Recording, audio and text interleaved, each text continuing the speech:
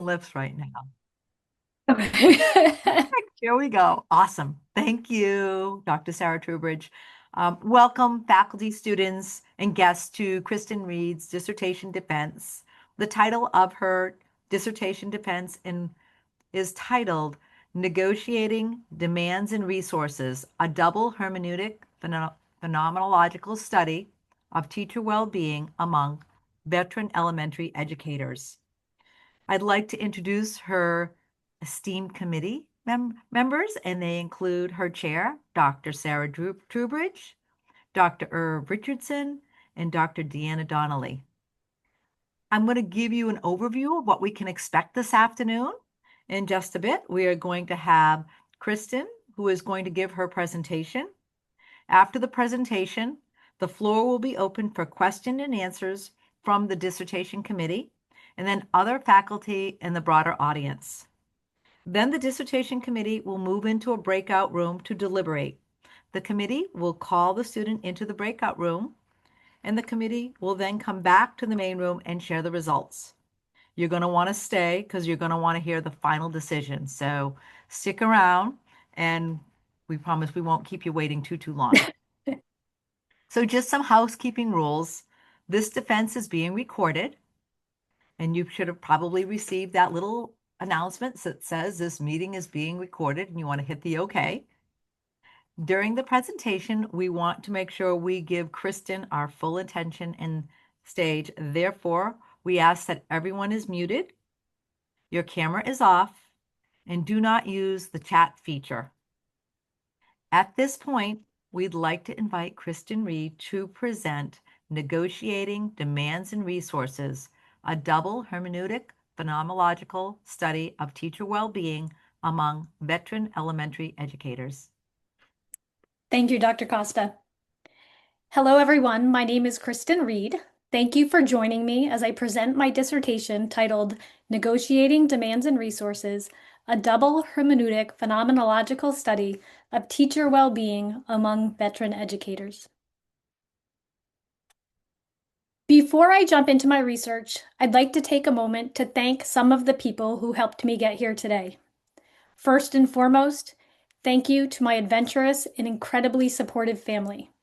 Your encouragement, flexibility, and belief in me, especially when this journey demanded time, patience, and balance, has made all the difference. You remind me that there is no mountain too high, that life truly is an adventure. We can accomplish anything if we work hard, and the joy is in the journey. Thank you to my SNHU Mixed Methods cohort, my classmates, my colleagues, and my friends. I did not anticipate the bond we would create, nor the level of support, humor, and encouragement we would share. This experience has been richer because of you. As well, thank you to the SNHU faculty who have helped me to be ready for this point in the journey. Thank you to my Grantham Village School family. You inspire me every day. Your commitment to students, to one another, and to the work we do is at the heart of why this research matters to me. I want to extend my sincere thanks to the educators who shared their time and insights. The irony of asking elementary school teachers to add just one more thing to their plates was not lost on me, and I am deeply grateful for their willingness to support this work. And finally, thank you to my dissertation committee, Dr. Trubridge, Dr. Donnelly, and Dr. Richardson, as well to my external reader, Dr. Costa. I am deeply grateful for your guidance, your thoughtful feedback, and your support throughout this process. I'm especially grateful to Dr. Trubridge, whose work on educator resilience inspired my thinking and whose mentorship helped shape the direction of this dissertation. With that, I'm excited to continue sharing with you. This slide represents my professional journey and helps explain both my why and my positionality in this study. I began my career in health and wellness, earning my undergraduate degree in health and human performance with an emphasis in health and wellness from the University of Montana in 1996. At the time, I quickly learned that career opportunities in health promotion were limited. That led me back to school, where I earned my master's degree in elementary education from Fitchburg State University. I went on to teach for 20 years, 6 years in fifth grade and 14 years in first grade. Throughout my teaching career, I found that my background in health and wellness consistently informed how I approach students, stress, and classroom relationships. Like many educators, I also worked a second job for a period of time, for me, serving as a health and wellness coach. In 2021, after being encouraged by others throughout my career, I earned my principal certification through Plymouth State University. I am now entering my 7th year as principal of Grantham Village School. This professional journey and my deep commitment to supporting educators and students ultimately led me to pursue doctoral study in the educational leadership at Southern New Hampshire University. I achieved ABD status in November 2025 and continued this work with the hope of contributing to more sustainable, supportive conditions for educators, even if that impact just begins in my own small corner of the world. Today, I will begin by introducing the question that led to this study and the purpose of the research. I'll then briefly review the research design and methodology before sharing the major findings. Finally, I'll discuss the conclusions, implications, and the contributions this study make to the field. I'm intentionally beginning with the word question rather than problem, because this study originated with a question. How do teachers negotiate the weight of teaching? At the outset, I want to define what I mean by sustainability in this study, because you'll hear me use this term throughout the presentation. When I refer to sustainability, I mean more than simply remaining in the profession. I'm referring to an educator's ability to maintain healthy professional engagement and well-being over time while adapting to the evolving demands of the profession. In other words, an educator can remain in the profession without necessarily experiencing professional sustainability. This image represents the question: how do teachers negotiate the weight of teaching? Today's educators are expected to manage increasing accountability pressures, administrative responsibilities, student behavioral and mental health needs, growing workloads, and many competing demands simultaneously. Prior research consistently shows that these demands contribute to high levels of educator stress, burnout, and attrition. Building on this research, this study explored how leadership and organizational conditions shape educators' experiences of well-being. When educators experience ongoing stress and emotional strain, the effects extend far beyond individual well-being. These conditions affect instructional quality, classroom climate, educator retention, and ultimately student outcomes. As Leithwood reminds us, teachers' working conditions are students' learning conditions. Although this study centers on educator well-being, the broader concern is how these conditions shape the overall functioning and effectiveness of schools. Rather than asking how educators can become more resilient, this study shifts the focus to how organizational systems and leadership practices contribute to or alleviate those demands. To better understand this problem, this study examined educator well-being through the organizational lens of the job demands resource model and the resilience theory. The purpose of this study was to explore how veteran elementary educators experience and make meaning of well-being across their teaching careers.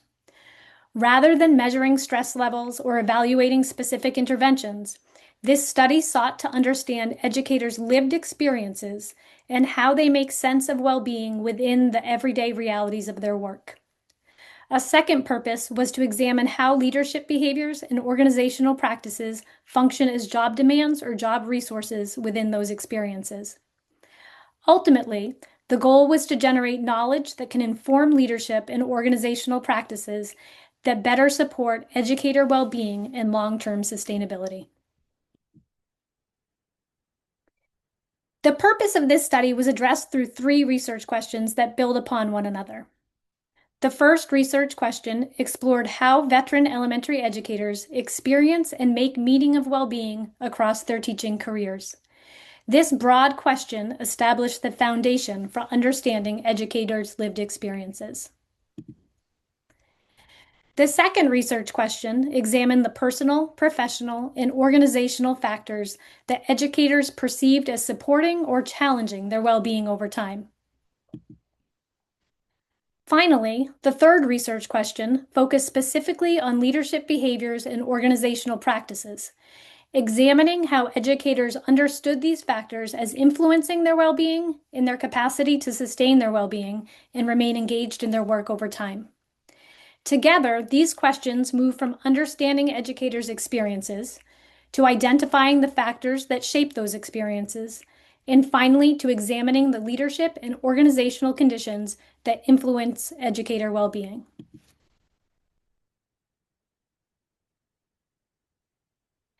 This study is grounded in two complementary theoretical frameworks, the job demands resource model and the resilience theory. Together, these frameworks provide a way to understand educator well-being as both organizational and personal. The JDR model focuses on how organizational demands and resources influence stress and well-being, while resilience theory helps explain how educators interpret and make meaning of those experiences over time. Within the JDR model, leadership behaviors and organizational practices can function as either job demands that increase strain or job resources that support motivation and well-being. Resilience theory complements this perspective by emphasizing that well-being is shaped not only by external conditions, but also by how educators experience, interpret, and respond to those conditions. Together, these frameworks provided the conceptual lens for examining educator well-being throughout this study. This figure, as well as a few that follow, contains considerable detail. Rather than asking you to read each element on the screen, I'll guide you through the key ideas in each figure. The figures are available in greater detail in the dissertation for closer review. As well, I will put links to the figures in the chat when I get to each slide. So I'm just going to take a moment and put this link into the chat. If you would like to see the image larger, you are welcome to click on the link. This figure illustrates how the job demands resources model and resilience theory complement one another in explaining educator well-being. At the center of the figure is the key idea shared by both frameworks. Educator well-being reflects a continual negotiation between demands and resources. When demands outweigh resources, stress and burnout become more likely. When resources outweigh demands, educators are better positioned to experience engagement, resilience, and well-being. The left side illustrates resilience theory, emphasizing how educators interpret and make meaning of their experiences while drawing upon internal strengths and external supports. The right side illustrates the JDR model, emphasizing how organizational demands and resources influence stress, motivation, and well-being.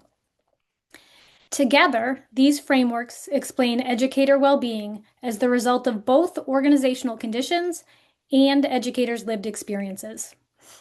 Later, I'll return to this figure to show how my findings support and refine these theoretical perspectives. And I'm going to drop this link into the chat as well because there's a lot of information here if you would like to see it larger.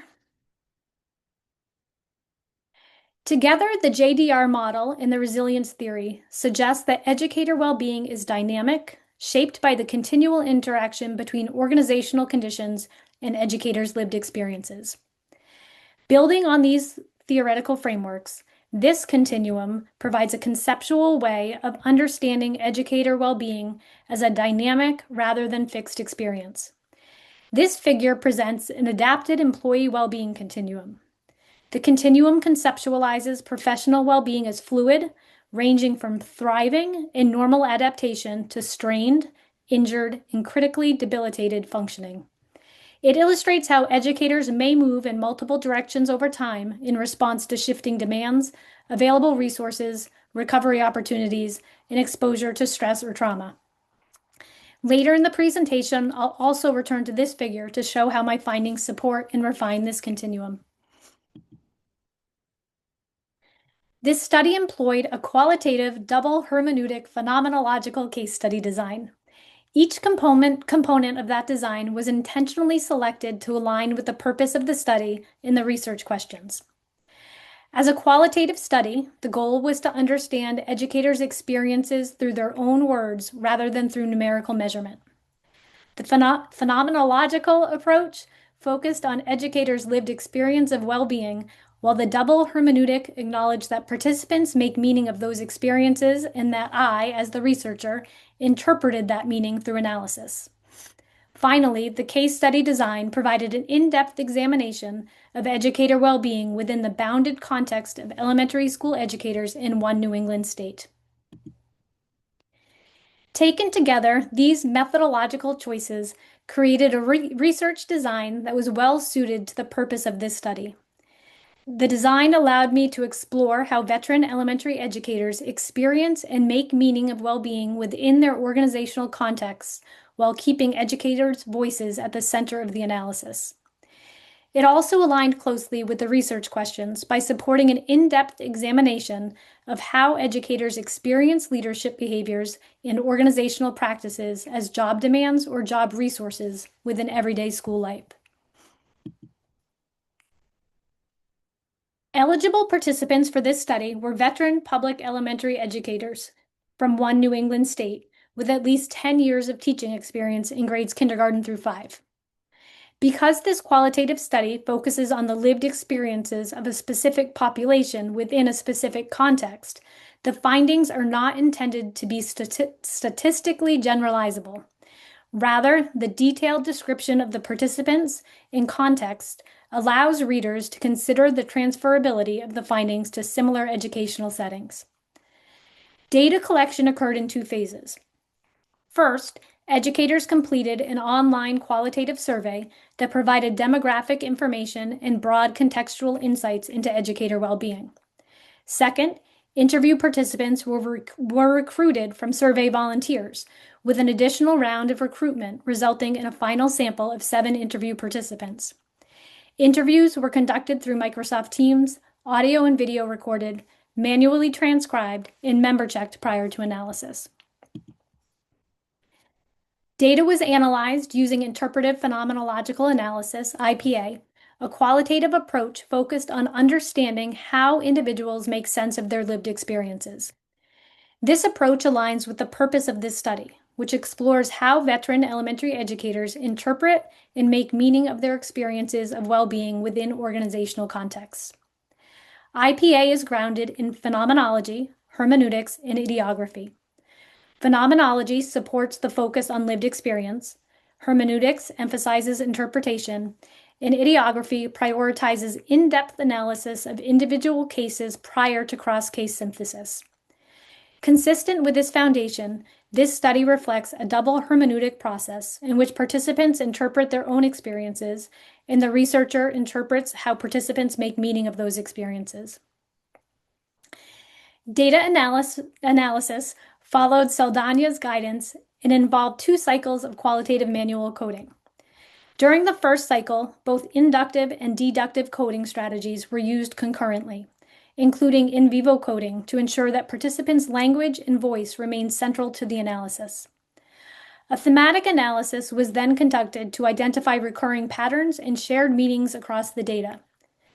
The initial codes were reviewed, refined, and synthesized using pattern coding to develop broader categories and themes.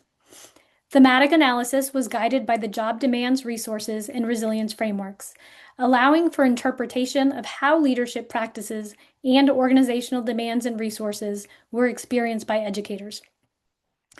Throughout the analysis process, bracketed analytic memos were used to support reflexivity, mitigate potential bias, and preserve the context and complexity of participants' experiences. Rigor and trustworthiness were further strengthened through member checking and triangulation using Microsoft Teams transcripts and audio recordings. Once participants volunteered, they were screened for eligibility and scheduled for an individual interview.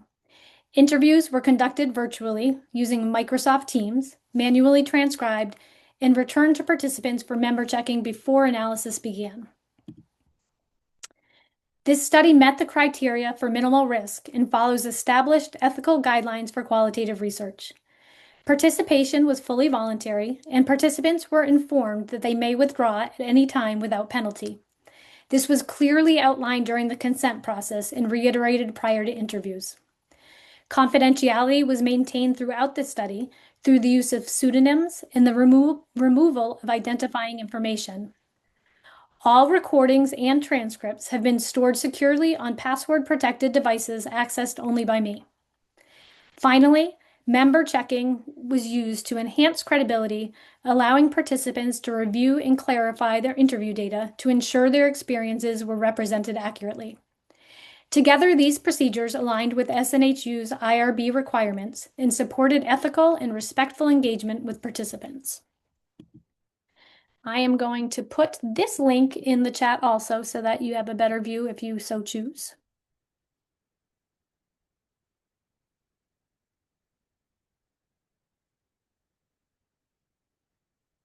To summarize the data analysis process, I began by immersing myself in each participant's data. After each interview, I reviewed the transcript, verified its accuracy, and recorded initial notes and analytic reflections to understand each participant's account in depth. I then conducted first cycle coding to capture meaningful units within each individual case. As additional interviews were completed, I continually revisited earlier transcripts, refining codes and comparing cases to identify shared patterns across participants. Finally, those patterns were synthesized into overarching themes, which were interpreted through the job demands resources model and resilience theory. Throughout the process, trustworthiness was strengthened through member checking, triangulation, analytic memos, and ongoing reflexivity. 4 themes emerged from the research. First, systemic and organizational conditions as drivers of stress. Second, stress is evolving and intensifying over time. Third, well-being is actively negotiated. And finally, organizational leverage points for improving teacher well-being. Each theme was supported by multiple recurring patterns identified across the data. The first theme identified systemic and organizational conditions as the primary drivers shaping educator stress and well-being. Participants consistently describe stress as something created not simply by the amount of work they do, but by how educational work is organized and supported.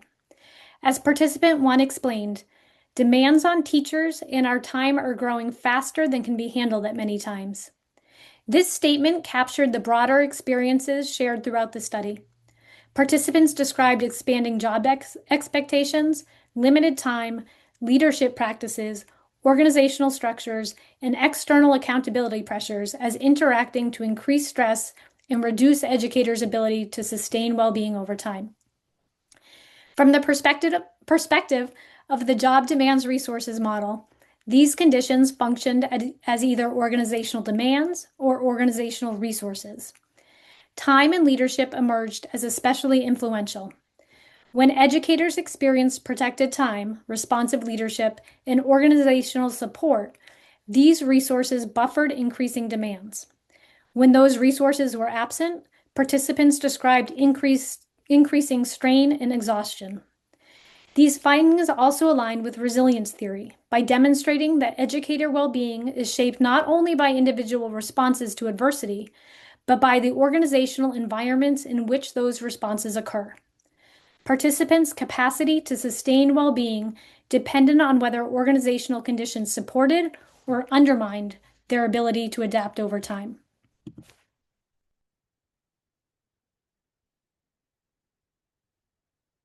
The second theme revealed that educator stress is not static, but evolves and intensifies over the course of educators' careers. Participants consistently describe stress as cumulative, with its sources, intensity, and complexity changing in response to shifting educational conditions and expectations. As participant 9 reflected, the stress level of my job has increased exponentially. This sentiment was echoed throughout the study as participants described increasing student behavioral and emotional needs, expanding professional responsibilities, emotional labor, change fatigue, and the continual need to adapt without meaningful opportunities for recovery. From the perspective of the job demands resources model, these findings illustrate the cumulative effects of chronic job demands that continue to intensify while available resources often remain insufficient to buffer those demands. Rather than isolated stressors, participants described a gradual accumulation of demands that increasingly outpaced available time, support, and recovery. The third theme revealed that educator well-being is actively negotiated rather than passively experienced.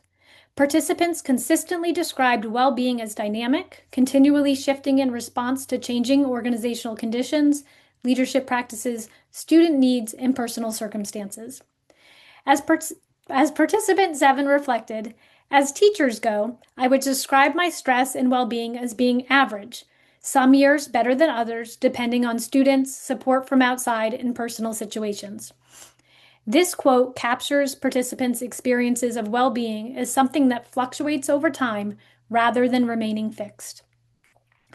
Participants described continually making trade-offs to sustain their well-being. They set boundaries, prioritized responsibilities, adjusted expectations, relied on supportive relationships, and drew upon a strong sense of purpose to navigate increasing demands. The fourth theme shifted from understanding educators' experiences to identifying organizational leverage points for improving educator well-being. Participants consistently emphasized that well-being cannot be sustainably improved through individual coping strategies alone. Yeah. Instead, they described leadership practices and organizational conditions as the primary mechanisms for creating healthier and more sustainable work environments. As participant 21 explained, supportive leaders help educators feel supported, connected, respected, and valued. This quote reflects participants' broader experiences that leadership shapes not only stress levels, but also Oh, trust, thanks. I won them. psychological safety, motivation, and professional engagement. Participants consistently identified supportive leadership, protected time, collaborative relationships, organizational alignment, and coherent systems as critical organizational resources that helped buffer increasing job demands and support educator well-being.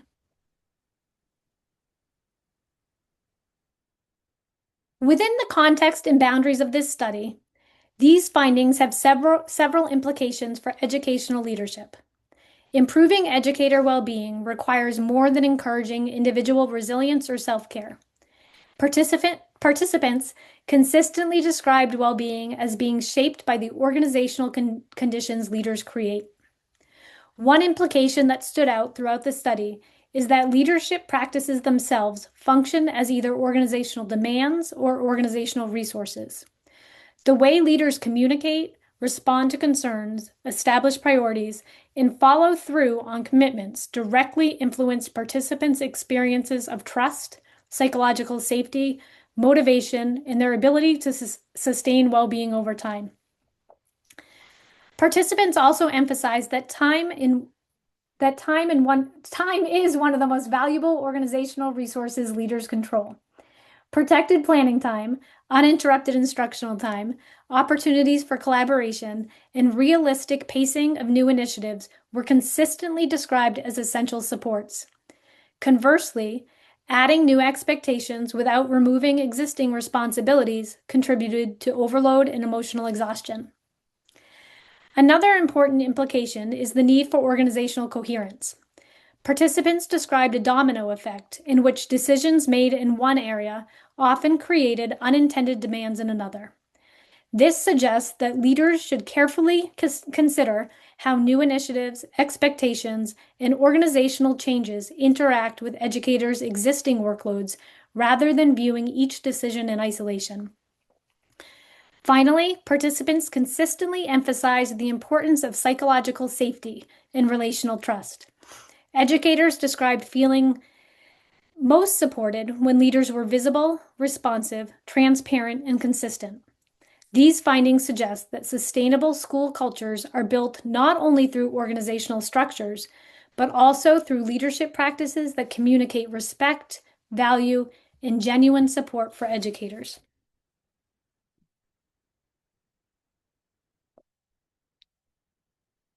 Beyond individual leadership practices, these findings also have important implications for organizational policy.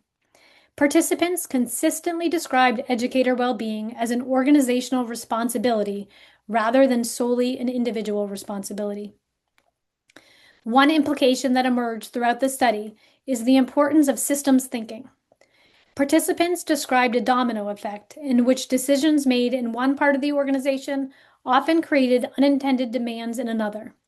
This suggests that policies should be designed with careful attention to how workload, scheduling, communication, initiatives, and organizational expectations interact over time. Participants also emphasized the importance of organizational coherence. Policies that align expectations, reduce competing initiatives, provide realistic implementation pacing, and protect educator time were consistently described as reducing overload and supporting long-term well-being.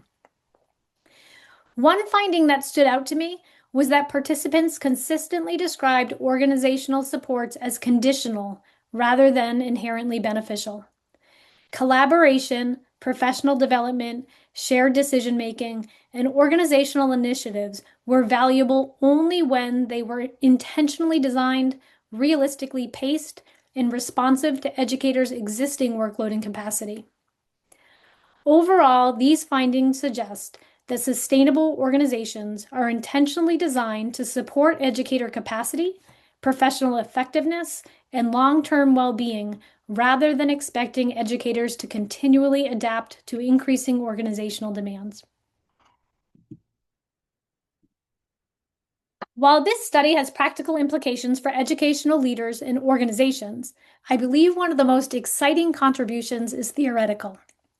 The findings reinforce the job demands resources model and resilience theory, while leading to the development of two conceptual contributions that better explain educator well-being. And I'm going to put this link in the chat. I'm going to reference the numbers on the picture, but the image in the chat does not have those numbers, just to be aware of that. One of the most significant theoretical contributions of this study is the adaptation of this dynamic continuum of teacher well-being and sustainability. Earlier in the presentation, I introduced an existing well-being continuum as a conceptual foundation. Based on the findings of this study, I revisited and adapted that continuum to better reflect participants' lived experiences and the four themes that emerged from the data. You'll notice four numbered callouts along the left side of the figure. Each identifies one of the major theoretical adaptations that emerged directly from the findings of this study.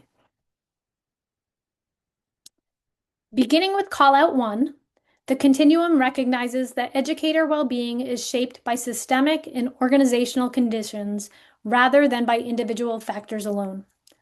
Organizational demands, leadership practices, time constraints, expanding responsibilities, and competing expectations all influence where educators find themselves along the continuum.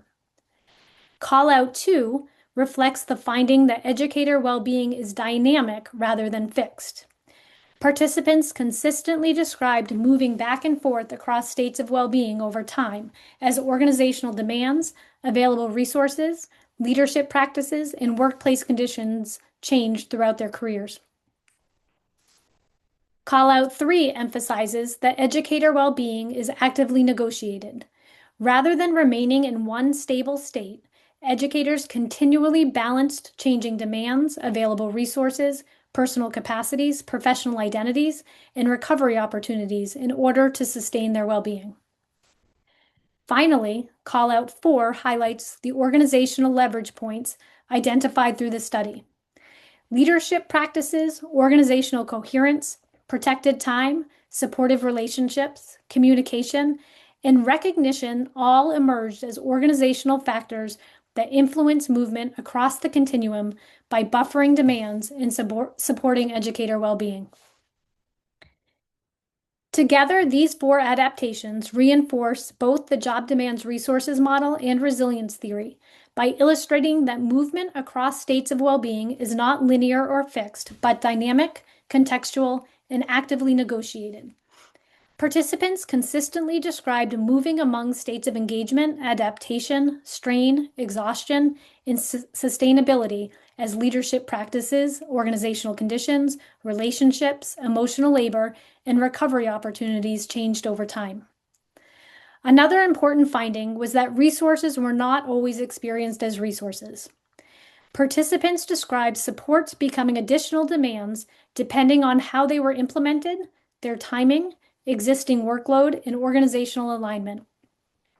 This suggests that educator well-being is influenced not only by the presence of resources, but also by how those resources are experienced within organizational contexts.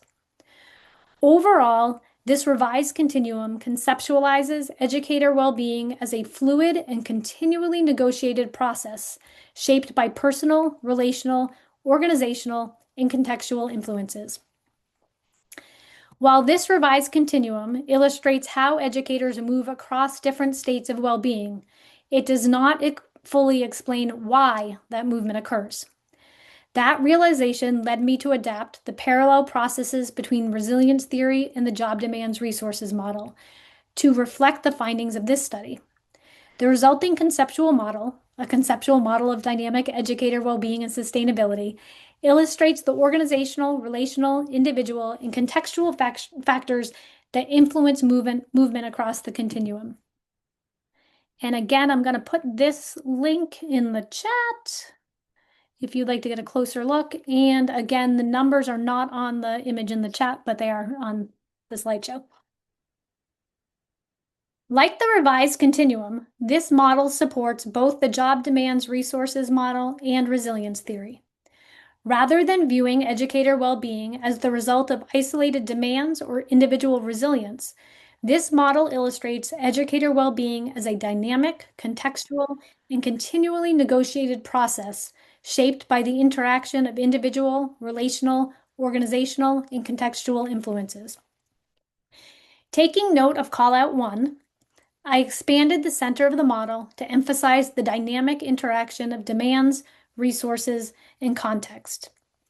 Participants consistently described organizational context as continually shaping how demands and resources were experienced, rather than existing as separate influences, demands, resources, and context continually interact with one another over time. Looking next at callouts 2 and 3, I introduced organizational conditions and leadership as a central mediating influence between resilience theory and the job demands resources model. Participants did not describe leadership as simply another resource. Instead, leadership practices, organizational coherence, communication, trust, and workplace culture shaped how demands were experienced, how resources were accessed, and how educators adapted to changing conditions. This places leadership and organizational conditions at the center of both theoretical frameworks.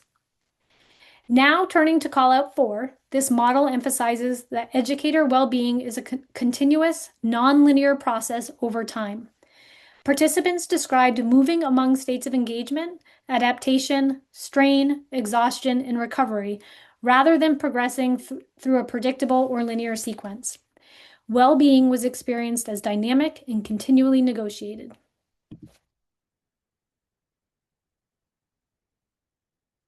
The findings from this study also suggest several important directions for future research. First, this work could be expanded to include a broader participant population. My study focused on veteran elementary educators in one New England state. Future research could examine middle school, high school, or higher education educators, compare educators across career stages, and include broader geographic regions.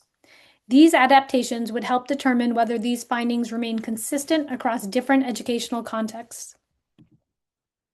Second, I believe there are important opportunities for quantitative research. The continuum and conceptual model developed through this study provide a foundation for survey-based research that could examine where educators perceive themselves along the well-being continuum and identify the organizational conditions associated with movement over time.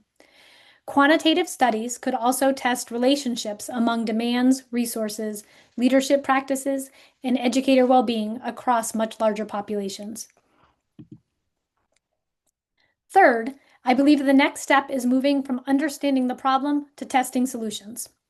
Future research should examine the effectiveness of specific organizational interventions, including leadership practices, protected planning time, scheduling structures, initiative pacing, and collaborative systems. Ultimately, this work could contribute to the development of an evidence-informed organizational blueprint for supporting educator well-being and long-term sustainability. Finally, one area I find especially intriguing is what I call another side of the equation: the well-being and sustainability of educational leaders themselves. This study places considerable responsibility on school leaders to buffer demands and strengthen organizational resources for teachers. Future research should explore what organizational conditions enable school leaders to sustain their own well-being while simultaneously supporting the well-being of the educators they lead. Collectively, I believe these future directions build naturally from this study and continue shifting the conversation from understanding educator well-being to designing educational systems that sustainably support both teachers and school leaders. Throughout this study, I sought to understand how veteran elementary educators experience and make meaning of educator well-being within their professional lives. As I listened to participants and analyzed their lived experiences, one message became increasingly clear. Educator well-being is not simply the result of individual resilience or personal coping strategies. Rather, it is profoundly shaped by the organizational environments in which educators work. The findings revealed 4 interconnected themes that tell a cohesive story. First, participants described educator stress as a response to systemic and organizational conditions, including increasing workplace demands, limited time, fragmented resources, and leadership practices that could either support or intensify those demands. Second, they described stress as evolving and intensifying throughout their careers, as emotional labor, expanding responsibilities, and continual adaptation created cumulative strain. Third, participants revealed that educator well-being is not a fixed state, but a dynamic process that is continually negotiated in response to changing demands, available resources, relationships, leadership, and organizational conditions. Finally, they identified specific organizational leverage points, including supportive leadership, protected time, meaningful collaboration, organizational coherence, and aligned expectations that strengthen their ability to remain engaged, effective, and well over time. These findings reinforce both the job demands resource theory and resilience theory. They suggest that organizational demands and resources are not static. Instead, they continually interact and may function differently depending on context, implementation, organizational alignment, and leadership decisions. Likewise, resilience emerged not as an individual characteristic or trait, but as something that is cultivated through supportive relationships, organizational systems, and intentional leadership practices.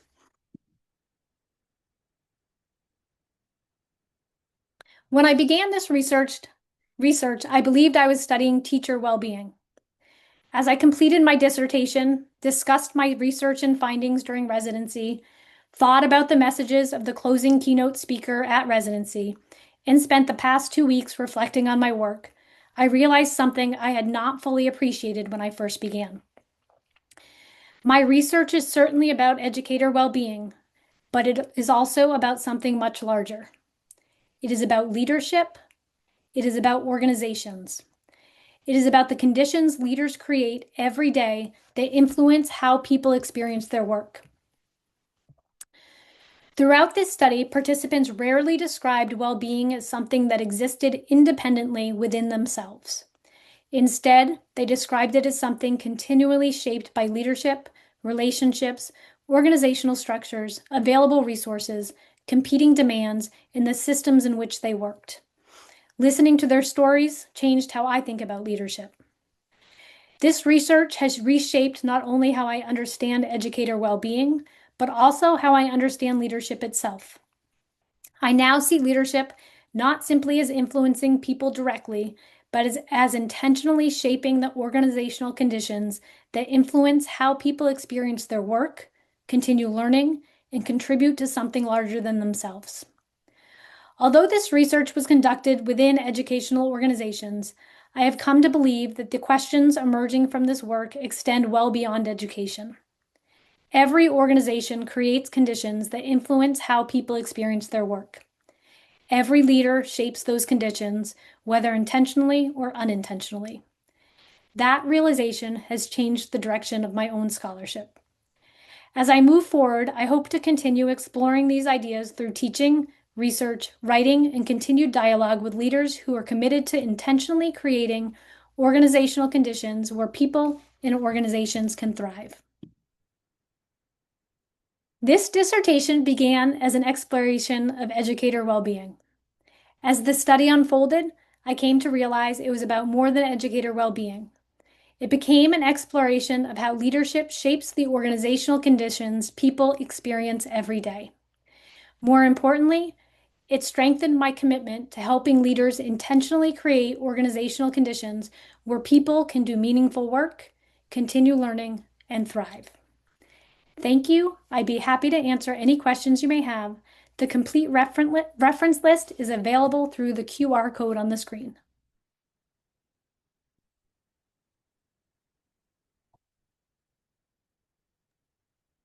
Kristen, thank you so much. That was Okay. fantastic.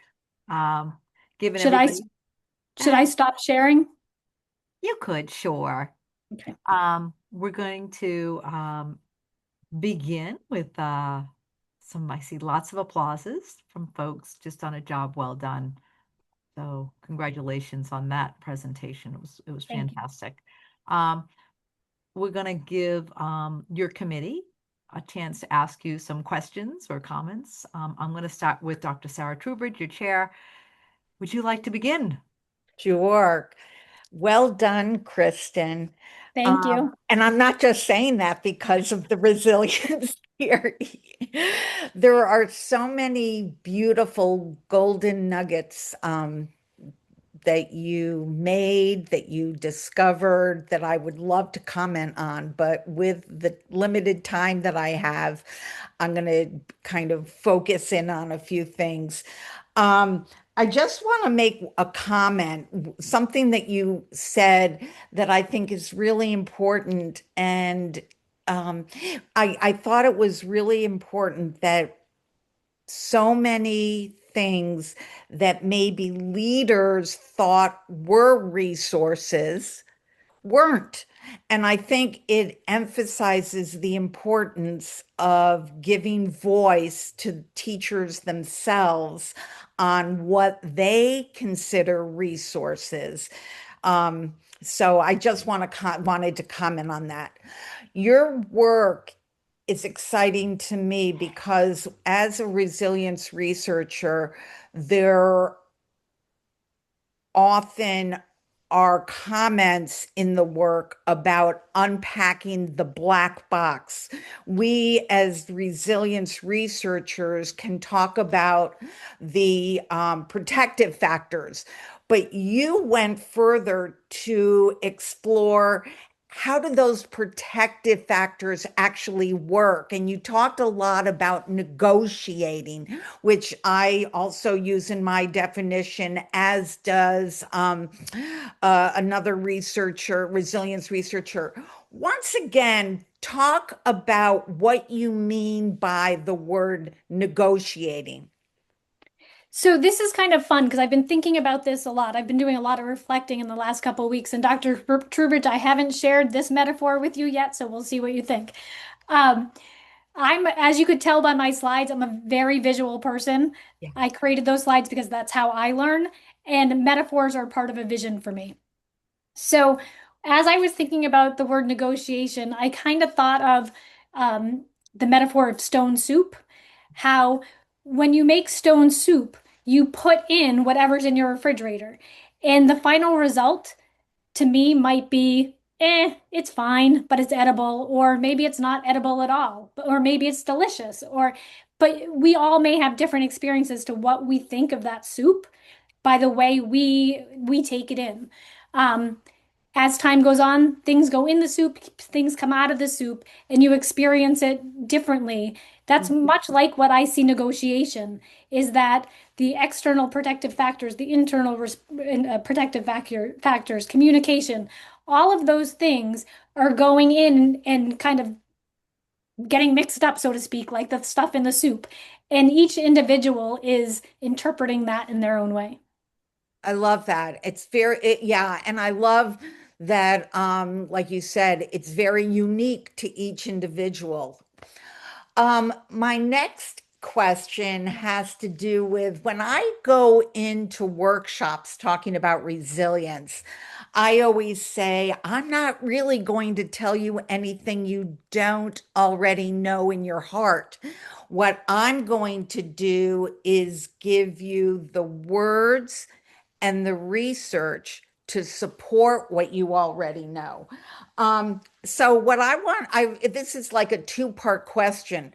The first is more of a yes or no. Like when you were first exposed to the resilience theory, did you feel that way? Like, oh, in my heart, I already knew that. I mean, did you feel that way? I did, however, doing the research put words to what I kind of already felt intrinsically. Yeah, that's what actually got me excited about resilience. It's like, oh my gosh, there are finally words here. And there's a Mhm. saying, I didn't make this saying up, and I'm paraphrasing. Good research only tells you what your grandmother already knows, there's that. So my last question is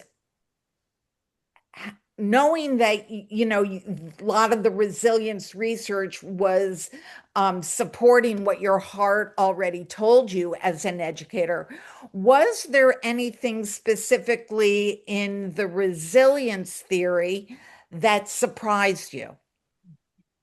I think the connection with the JDR theory. So the JDR theory really explained the organization, where resilience explained the individual person, the internal personal stuff. And I found that they worked so well together. And I can't imagine, I was going to start my research with only JDR. And then as I started exploring resilience theory, it just made so much sense that they complemented each other for this research. And as I think back to the research I've done and the lit reviews and all the articles I've written, I'm surprised that none of the other articles that I said written, read, none of the articles and research I read used both of those theories together. Because I really do think they complement each other so well. Yeah, no, it was beautiful. Well done. I'm so Thank you very excited. much. And I'm going to I mean, I'm looking forward to working together more on resilience. So thanks Thank with you. you I is hope what I'm so. saying. Thank you. I hope that together we can, take it further. I look forward to that. Okay, thanks. Thank you, Dr. Trubridge. How about Dr. Irv Richardson?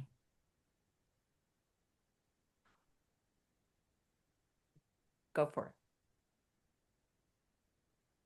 I think Irv's got, yeah. Want to play with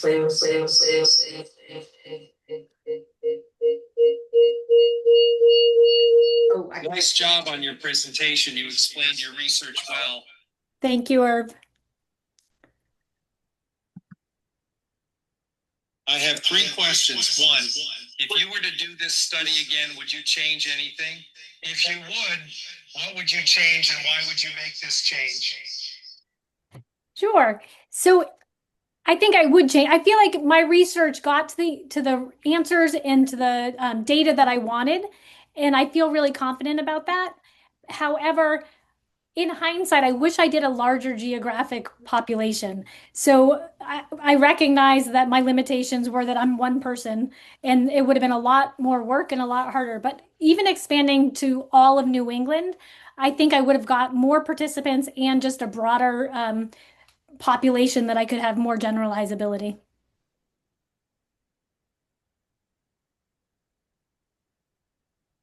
Was there anything that surprised you in the data? So I think I have always been like, I told myself as a principal leader who values culture and climate, and I always say kind of like, that's my thing.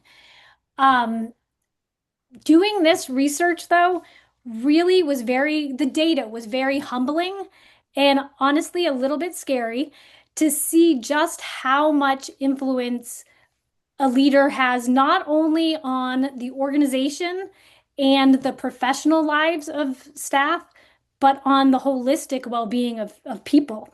And that's a lot of responsibility.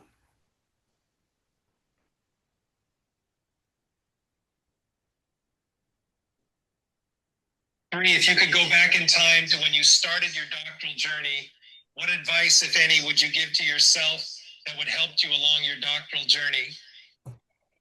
So I'm going to give a very similar answer to what I said on the panel when we were at residency. One of the things when I started my doctoral journey, I don't think I understood how every little piece from every class was going to eventually come together and connect into so much information and knowledge. And if I were to start over, I would take the time to reflect and make connections within and between all the classes to really think about what from this class connects to this and how do they work together.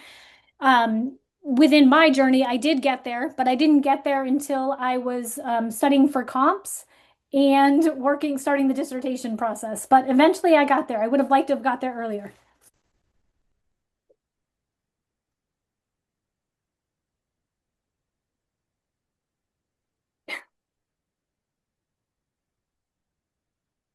Thanks, Dr. Irv Richardson. Appreciate the questions. All right. Okay. Dr. Donnelly, you're up.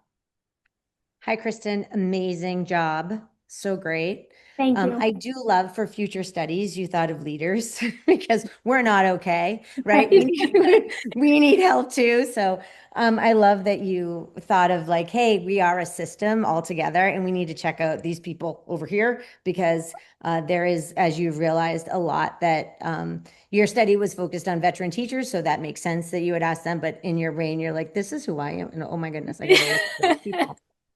So my questions, actually, you answered one of mine in your presentation, but I've had the privilege of reading your dissertation multiple times, and I feel very privileged to have done that. But you discuss emotional labor a lot because that's what came up in your research about there's a lot of emotional labor. And I was going to ask you, but you answered it. How has it changed your approach to educational leadership? But you answered that in the end of your presentation, which is fantastic. But now, in your current role, what structural cultural practices will you employ to support your teachers around recovery and burnout? Sure.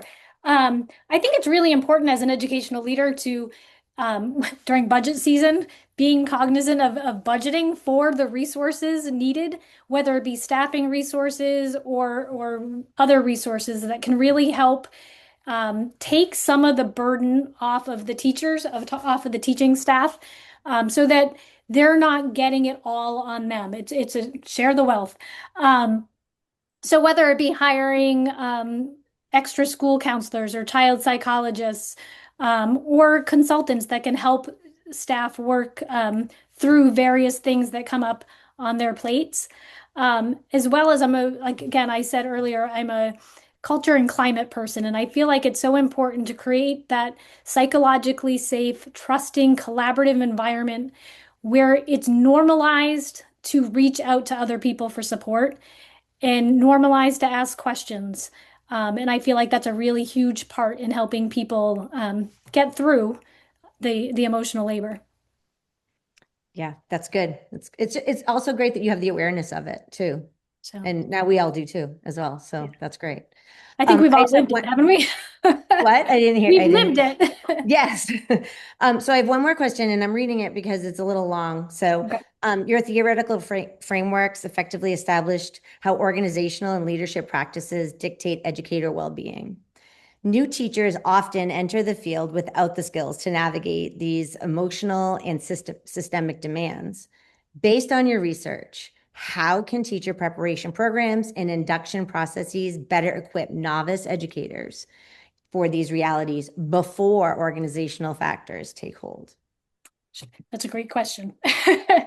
um, So I had to write it down because I. yeah. um, Speaking to education programs as the young adults are learning to become teachers, I think that for the most part, the programs do a nice job with pedagogy and methodology. I do find that, as you were saying, there I'm not sure anyone can be prepared for the emotional labor involved in education, but our young, newer teachers, it's definitely a lot. And I do think that if um, educational programs put some emphasis on the executive functioning skills that an educator needs within the profession, so whether that be flexibility or organization or scheduling, finding balance, and also just that comfort in asking questions, comfort in not knowing the answer, or comfort in not being okay and saying, hey, I need some support. And that might mean within the program itself, celebrating the opportunity that people have to lean on each other and work together. As we move into uh, induction programs within the school system, I am a huge believer in a formal mentoring program. And I think that's really important for new teachers. And in my school, we have a formal mentoring program, and every new staff has a mentor. And I intentionally make that mentor not someone part of their teaching team because, like I said, culture and climate are my thing. I think I've created a culture and climate that their teaching team is inherently mentors to them. I want them to have someone outside of that team that they're safe, feel safe asking questions, and maybe it's questions about their team, and that's okay because they're learning. So I think that's an important piece as well. Great. That's all I have. Thank Excellent you. job today. Really Thank great. Thank you, Dr. Donnelly. Okay, at this time, I would like to invite anyone from the SNU faculty if they would like to ask a question. I'd love to. Hi, Dr. Rogers. Hello, hello. You know, Kristen, how impressive. Let me Thank just you. say what a pleasure it was to see such nuanced analysis of your findings. It really shows the thought, the deep thinking you put into it. Kudos to you. I think Thank you. you answered a lot of great questions. I did miss the start. I was over at the IT desk in the library. I was so excited to join that I was let in before I could hit mute. My apologies. That's Um, okay. but it was really great to really hear you talk in such a, a larger way than, here's my methods, here's what I found, you just really took a step back and deeply reflected. And I loved what you just said about connections and the program. And I want to, share that with other students. So well done. Thank you. Congratulations. Thank you very much. Thank you, Dr. Rogers. Always appreciate hearing from you and knowing you're here. So thank you. Anyone else from the general audience? I'd love to ask a question. Please. Kristen, first, amazing. I love seeing your work come to life because obviously I've been Thank you. part of it for, almost 3 years now. So it's really nice to see how you did the whole study and brought all these findings back to us. So as you know, Well, my Leela, in study, full transparency, I just want to say you brought me to JDR, so thank you. I might have done that. I might have done that. But hey, teamwork makes the dream work, right? We bring the strength out in each other. So I think so my study, right, is around LGBTQ competency in nursing. And so I'm just wondering, what you found with the staff that you talked to. Was there anything related to like their demographics or current political climate that helped, sort of identify where their struggles might be with resilience and how maybe, leaders can support them that way? I would just love to know, culturally, demographically, different communities that might be underserved, how do you plan to help them? Yeah, no, it's interesting because um, I'm going to first start talking about I had a number of people who were from northern New Hampshire, and that's really where most of the responses came from that um, just staying in the profession does not mean it's a sustainable, right? So that's where most of it came from that I'm staying because where else am I going to make this much money? And I'm staying because what we call the golden handcuffs. I'm in the retirement system, and if I leave, I lose my retirement or I'm not vested. Um, so I saw that demographically in terms of there weren't other opportunities, perhaps, or the benefits. There was no other place for them to work to get the benefits. Um, and then I'm trying to think about other demographic things that stood out to me. Um, Really, that was the big one. I was surprised um, that they didn't talk a lot about politics, current politics. I had one person talk about current political arena, and no one talked about politics in terms of like all the LGBTQ stuff going on right now, which I know is your focus. Yeah, that's great. Well, just like your other committee member, when you're ready to talk about leadership, I have been agonizing over healthcare leadership and resiliency, and I like to refer to it as fortitude more. But please, let's work together because I would love to do some work around that. Absolutely. It's one of the great things about the program, right? We create Yeah, yeah. Well, great relationships. job. Thank you, Leela. Um, I have a question for you. So as we're now all preparing to open our doors, right, to our students, right, in just a very short, maybe weeks, days, whatever it might be, what is it that we should be saying as many of us are principals, educators, superintendents on the line I see here? What should be in our key message as we think about your work? I think one of the key messages is to lean on each other. Nobody has all the answers. I don't know if it was last year or the year before. I was a panelist on the UVEI new teacher panel. And when they asked what my advice to be would be to new teachers, and I guess this would be the advice to all teachers, is we can't do it all. They can't do it all. No one has been educated to do everything that teachers are expected to do. And you need to lean on other people and you need to accept that we don't have all the answers and we don't have the capacity to do everything. So reach out, have that collaboration and work together. Thank you. And then my last question for you is this. So as you think about Kristen Reed, who began the journey, right, a while ago and was figuring out their topic, right, and maybe where you are now, is there any part during this process where you felt your positioning shift based on perhaps the data you received or your analysis or just speaking with these educators? Yeah, I specifically remember a situation a few months before school ended.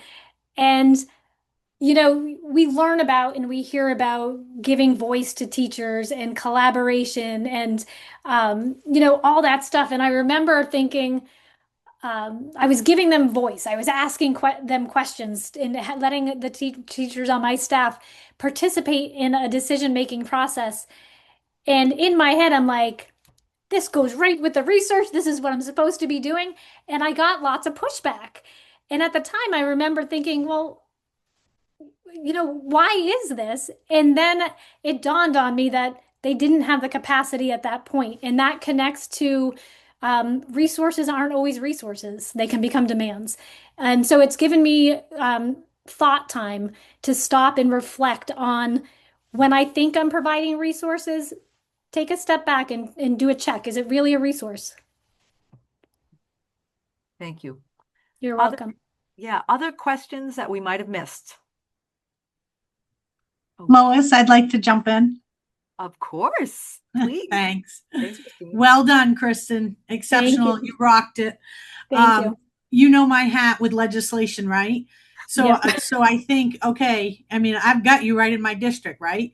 So how can we develop or work with legislators to develop legislation that maybe takes a couple of your findings to really put a spotlight on this, right? Because it's like you said, even when you said like during budgeting, it always comes down to this, what do I got to give to get, right? And it's always these competing priorities. Well, how can we spotlight this and get the state behind it? You know, we know we have some state support when it comes to like MTSSB for our students, right? But how can we take your research and, you know, if you had one or two things, like you could sit down in a room with legislators, because I'll get you that, and say, we need legislation on this, you know, what would it be that you would pull out of your research as the priorities? That's a really hard question. It's okay. And I think that you and I would need to sit down for a longer period of time and kind of mull that over.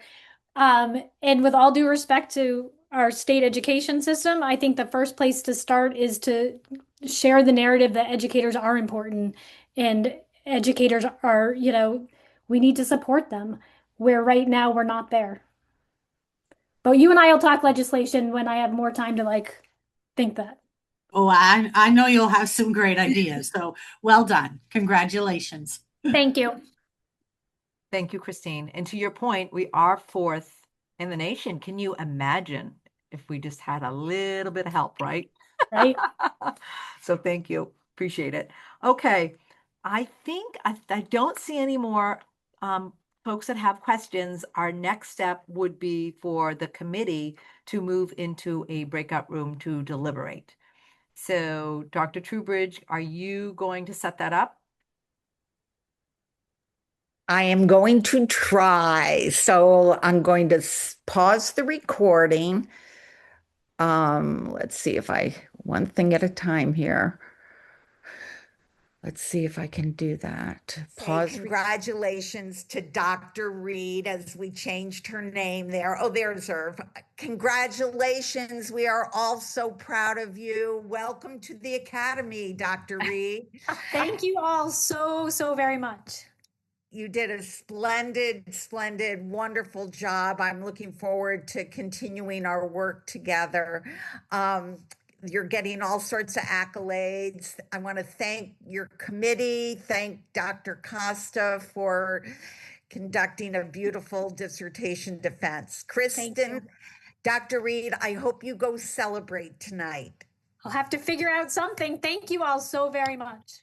All right, you all take care. Thank you. One.